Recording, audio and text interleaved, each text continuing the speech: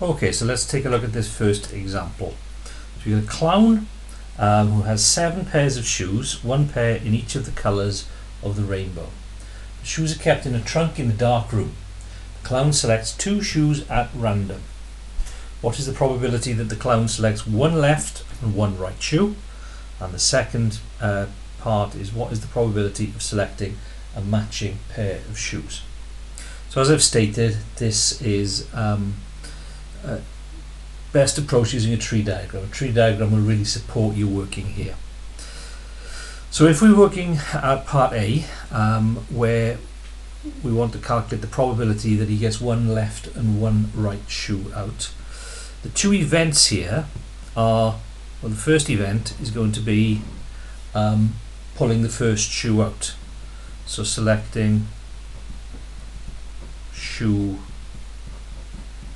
number 1. So you're going to select the first shoe, and the possible outcomes are that it could be left and it could be right. There are 7 pairs of shoes. There are 14 shoes altogether, and each of those pairs will have a left and a right. So the chances of you pulling a left shoe out will be 7 out of 14, and the chances of you pulling a right shoe out will be 7 out of 14 as well. Then we come to the second event, which is going to be selecting shoe number 2.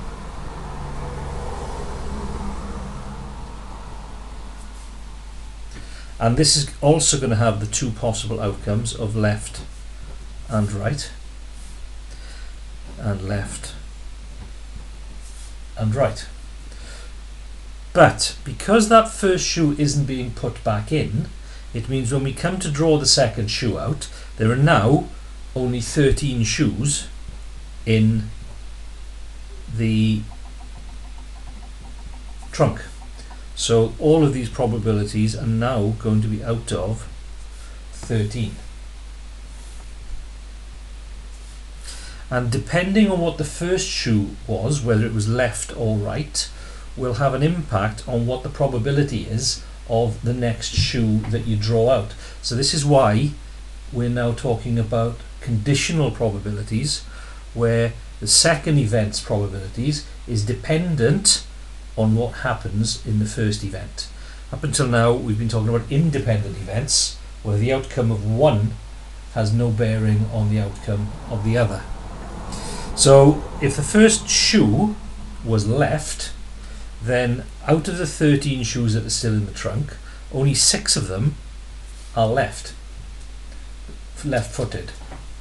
So this probability is dependent on the fact that that first shoe was left. If the first shoe was left-footed, out of the 13 shoes still in the drawer, in the trunk, 7 of them are still right-footed. And in the same ways with all other tree diagram work we do, the sum total of those branches needs to be 1, which it is. Then we come to the dependency on the first shoe being right-footed. If the first shoe is right-footed, the second shoe being right-footed, well, there's 1 fewer left in the drawer, so that's 6 out of 13. And if the first one is right, there are still 7 left-footed shoes in the drawer. So that's the tree diagram. If we then want to calculate the probabilities, the same way as when we've used tree diagrams previously, if you're moving along the tree in the same direction, you're multiplying the probabilities, so left and left. If you have to go back to the start and travel around a different set of branches, because there's more than one way of satisfying the outcome, then you're ORing, so you add the probabilities. So to get 1 left and 1 right,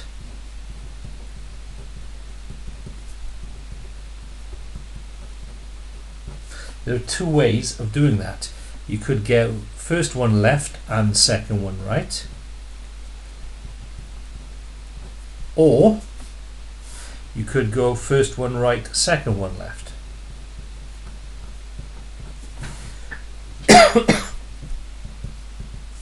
So we're going to have 7 times 14, sorry, 7 over 14 times 7 over 13, or 7 over 14 times 7 over 13. So it's going to be 7 over 14 times 7 over 13 doubled, because they're the same.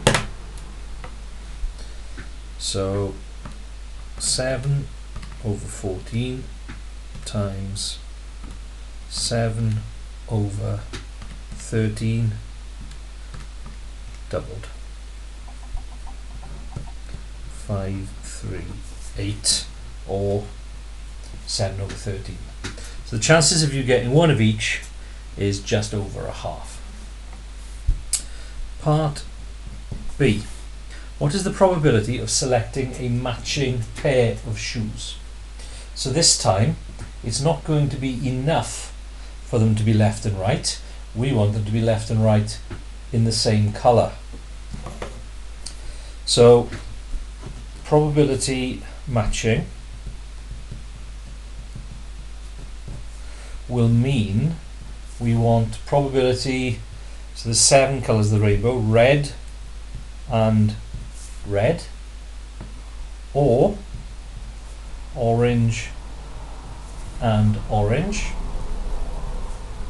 or yellow and yellow, or green and green, or blue and blue, or indigo and indigo, or violet and violet. So we could draw a really complicated looking tree diagram for that, but if we work out the first one in the same way the probabilities repeat themselves there, they will here as well. So red and red means the first one is red.